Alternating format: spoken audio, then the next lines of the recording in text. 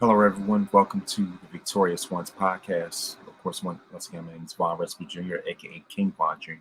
You can also follow me on Twitter at 301 King Von Jr. Follow me on Instagram at King Von Jr. or find me on Facebook at Von Rescue Jr. And I am also the social media producer, social media producer to the Unpopular Review Wrestling Show. And of course, on this podcast, I cover a variety of things in regards to pop culture and sports, such as sports itself, whether it's basketball, football, wrestling, whatever's on my mind, or or the world of gaming, or the world of gaming, comics, movies, whatever the case may be, or as well as even a word of wisdom. So of course of course those are things that this podcast will offer. And so of course with that being said, I feel like I definitely have to strike the iron while it's hot. And I have, of course, pretty much in a prompt to, pretty much two in one thing. I definitely want to give my thoughts. I definitely want to give my initial thoughts of WWE Day One, as well as my thoughts on Monday Night Raw. So it's pretty much a two-in-one situation. And of course, with that being said, the world of wrestling was definitely shook up with, of course, not only with the return of Brock Lesnar, but with the way that WWE pulled the trigger. And initially this was definitely a last minute turn of events because unfortunately Roman Reigns had to pull out the pay-per-view because as everyone knows, unfortunately he tested positive for COVID. So as a result, he wasn't able to make the show. And of course, with that being said, no matter what happens, it's all about the next man up. It's all about the show must go on. So Vince McMahon pulled the trigger, called it audible, whatever you want to call it, and ends up putting Brock Lesnar, moving him out of the Universal Title match into the WWE Championship match, making this a 5-way instead of a fatal 4-way. And of course, with that being said, definitely going to dive more into that later. So without further ado, I definitely want to go. I definitely want to give a rundown of this card. So without further ado, I definitely want to give a rundown of this card. Of course, the night starts off with the kickoff show, which is a tag team match between Cesaro and Ricochet versus Ridge Holland and Sheamus. And with that being said, the winners of this match are Sheamus and Ridge Holland. And I believe this. I'm not sure. I'm not sure if this was the match, but I know that there wasn't. I want to say that this was the same match. I believe so, but I believe that there was a match with Ridge Holland and end up having his nose broken. And so like I said, I'm not sure that's. I think I want to say this. Sorry about that. Excuse me for that, but I didn't really get too much to the kickoff show. So with that being said, Cesaro and Sheamus defeated Ridge Holland, and Cesaro and Ricochet defeated Ridge Holland and Sheamus. Of course, in that regard. So of course, with that being said, that was initially the kickoff match. So without further ado, it's time to get into the main card.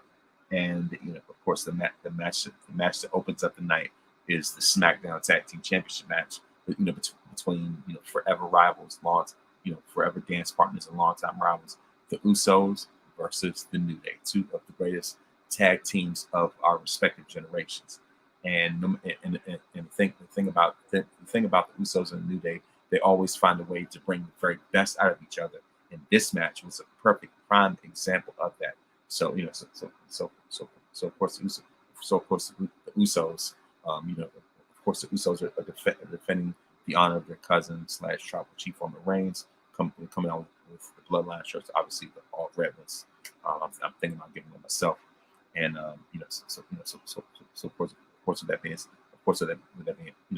said, like I said, when it comes to a match like this, they definitely know how to exceed expectations. And shout out to the New Day for their ring gear, because the fact that their ring gear I found out was actually inspired by Tekken, because Xavier Woods' ring gear was inspired by King, and Kofi Kingston's ring attire was based off of Brian Fury. So at first I didn't really get what was going on, and at first I thought it was almost like X-Men thing, like Wolverine and Cable. we come to find out, I was informed later on that this is actually based off of Tekken, King and Brian Fury. So I was like, all right, this is pretty cool, especially with Xavier being King Woods, whatever. And of course, like I said, when it comes to this match definitely raised the bar for the rest of the night. And like I say, the thing is, anytime we see Usos versus New Day, you already know that this is going to be special. It's going to be epic, and this was no different. The winners of this, obviously, is going to be the Usos. And so, no matter what, there's always a mutual respect. There's always a mutual respect between them. Regardless of who's face and who's heel, it doesn't matter. There's always a mutual sense of honor between them. And so of course with that was definitely an excellent match. Like I said, that definitely raised the bar for everything else. Moving on to Drew McIntyre versus Madcap Moss. This is pretty much a write-off. McIntyre wins. It's kind of like didn't really need to be on the card. I guess just something that's filler, whatever. Like pretty much I feel like it's kind of like a waste of Drew's time or whatever. So the winner, Drew McIntyre, on to the like I said once again, like I said, it's kind of feels like a waste of time for Drew McIntyre. So they could be doing something better with him. Of course, after that, once again, I was filler. Moving on to the Raw Tag Team Championship match between RK Bro versus the Street Profits for the Tag Team Championships. So initially, when it was announced that Migos were going to be at day one, I thought they'll be coming out. With Street Profits. Come to find out they come out with RK Bro.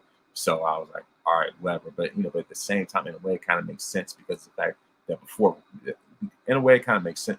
In a way, I kind of get it because I remember there was a picture that Randy Orton took with the Migos at an airport. So I kind of feel like this is kind of some sort of like a full circle, sort of like a full circle situation. And so of course with that being said,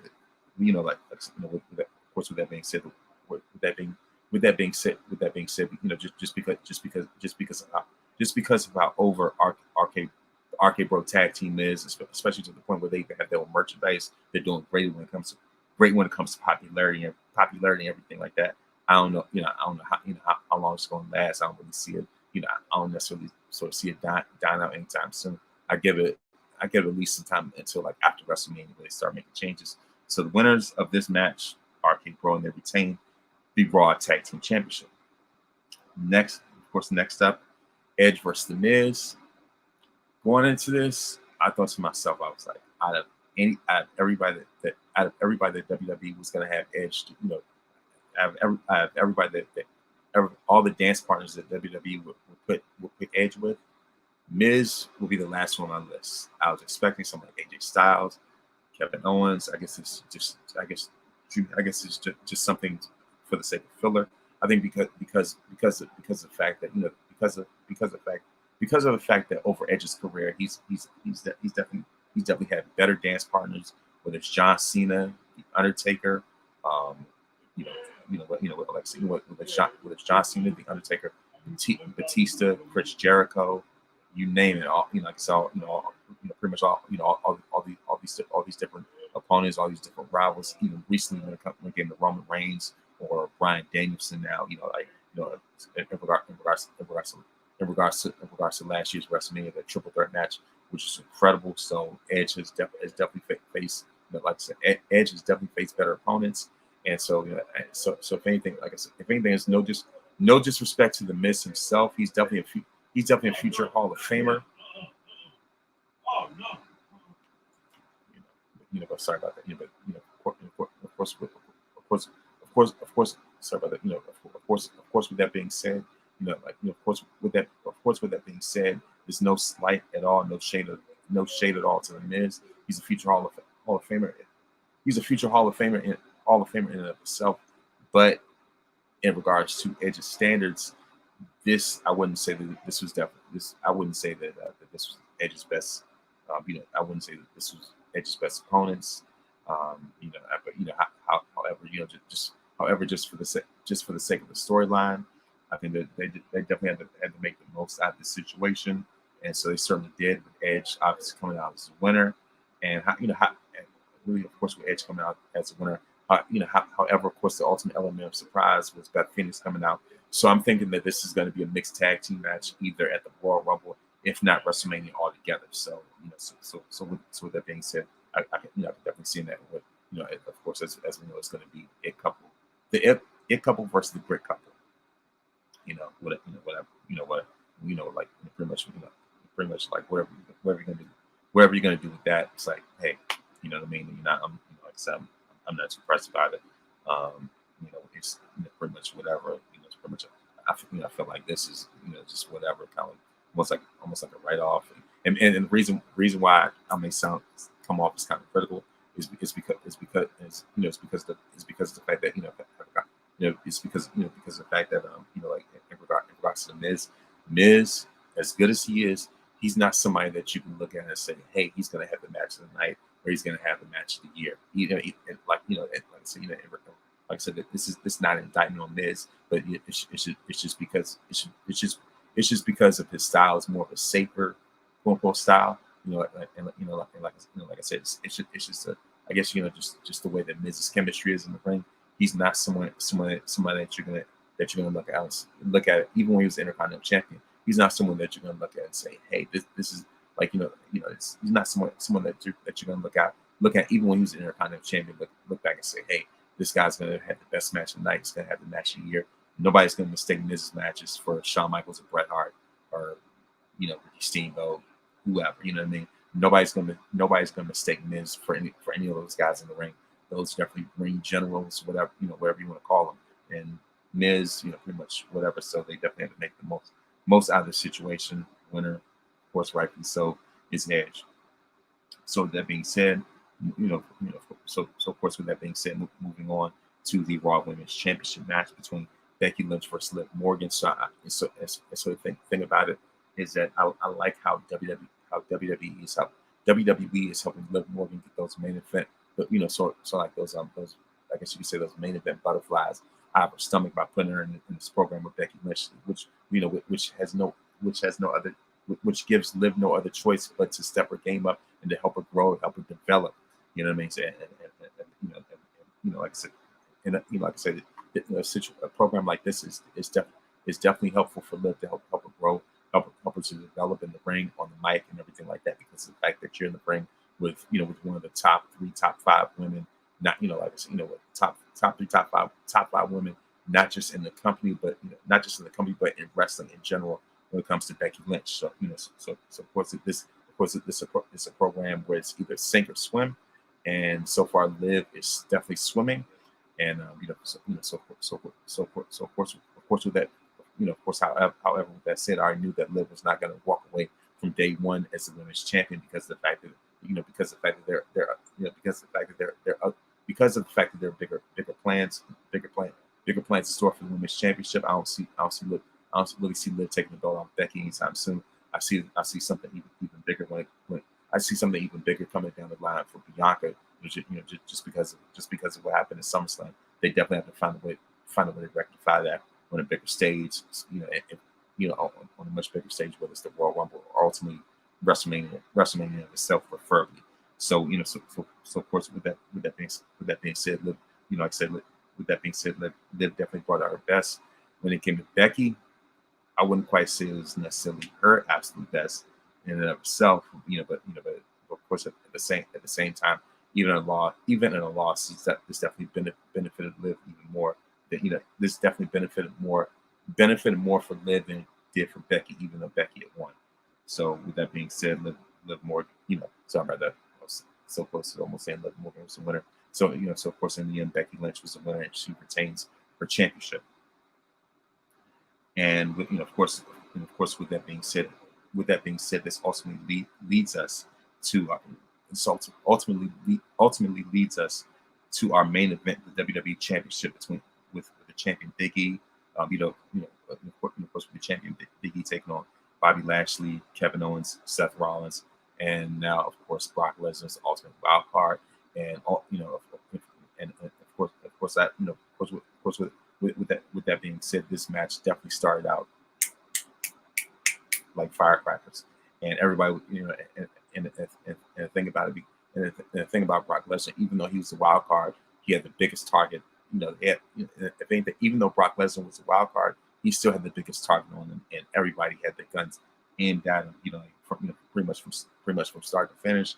And of course, like I would say that that the ultimate highlights of this match were the fact that Lesnar and Lashley finally had interactions with each other. They because of the fact that this is the first time that they finally ever went face to face, toe to toe, blow for blow, and like I said, pretty much face to face, toe to toe, blow for blow. And Bobby and of course during this match, Bobby gave Brock 2 spears and it hurt. And he gave Brock 2 spears and a hurt lock, and still that was not enough to keep Brock down. As Brock will ultimately reclaim the WWE Championship by defeating Big E with the F5. And so, and the thing about it is that initially this certainly put a rotten taste in a lot of people's mouths. Because of the way that the company that the company's been in regards to black wrestlers, whether it's Kofi, whether it's Bianca, and things like that. So this was almost like a sense of PTSD it almost felt like a sense of PTSD when it comes to black wrestling Twitter. So it's just like, oh my gosh, another disappointment. Disappointment was ridiculous and it was crazy.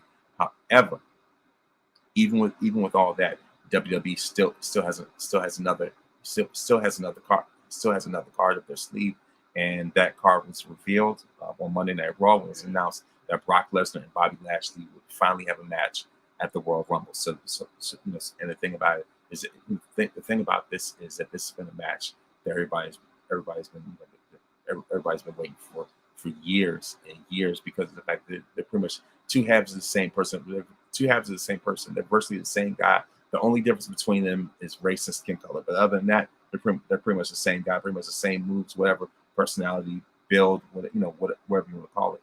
And so so of course we're finally going to get that. Even though initially I kind of wish it was at WrestleMania, but at the same time I'm mad because of the fact it's going to be at the Royal Rumble, which is the next best thing to WrestleMania in and of itself. And so I think ultimately, especially with this built-in storyline with Roman Reigns, anyway, chances are, like I said, I'm not going to call it.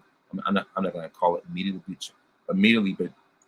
but chances are at WrestleMania they may even have maybe a title unification match. You never know, between Lesnar and Reigns, to really see, to see who's ultimately the undisputed, pretty much the undisputed king of WWE, as far as that's concerned. And when it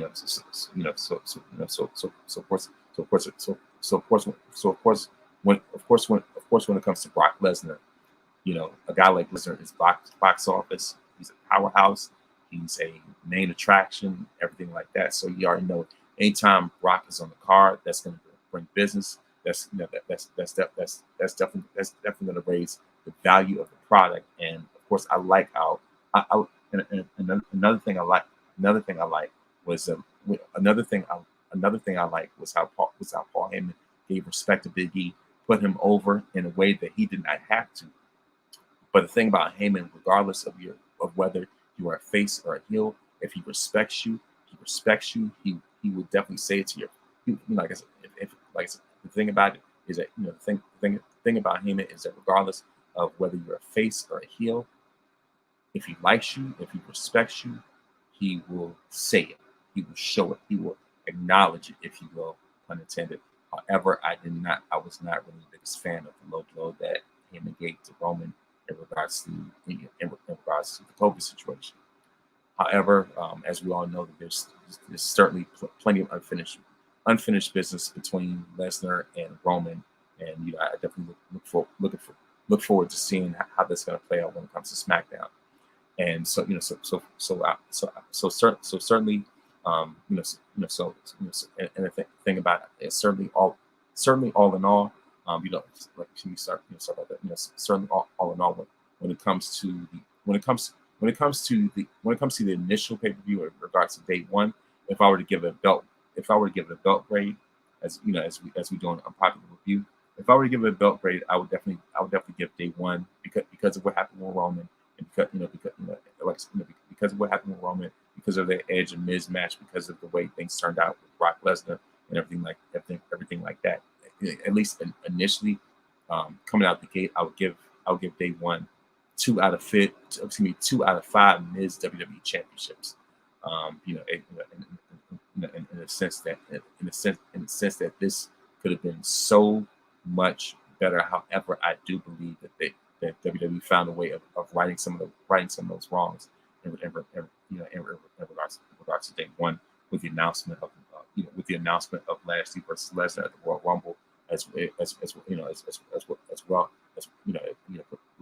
with Lashley versus Lesnar, versus Lesnar at the Royal Rumble, as well as the triple threat match between Bianca Belair, Liv Morgan, and Doudrop to be the number one contender for Becky Lynch's, to become the number one contender for Becky Lynch's Raw Women's Championship.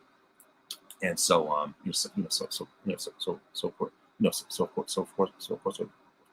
of course, with that being said, I definitely want to give a shout out. I definitely want to acknowledge Big E, acknowledge his run as champion, acknowledge everything that he brought to the table. I'm saying acknowledge a whole lot, just like Roman. But the thing is that if there's anybody when it comes to just a recent WWE champion who certainly deserves acknowledgement because of his impact as a crossover mainstream type of guy, as a stand-up guy, as WWE champion, Big E is certainly that.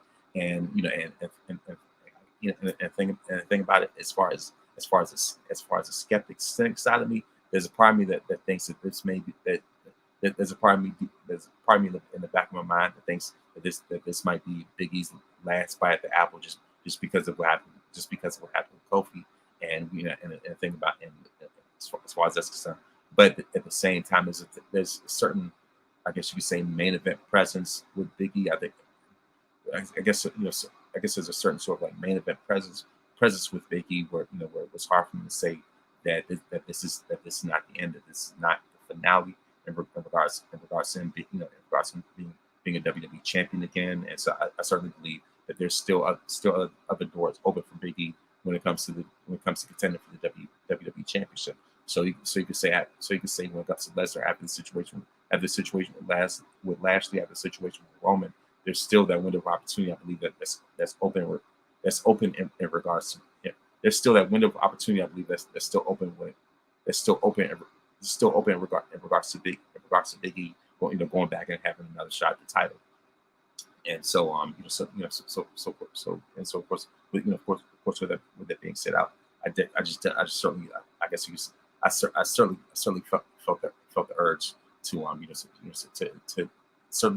certainly felt the urge to give a review of this. And of course with that being said, I like I said, in regards to Monday Night Raw, I definitely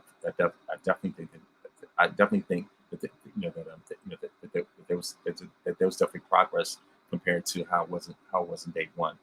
And so of course without further ado, I just want to say that no matter what's going on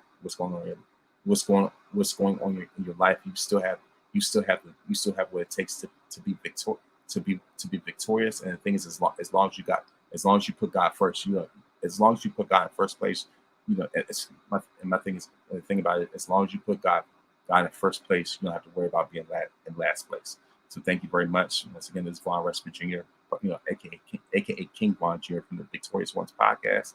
Thank you very much. Have a good night.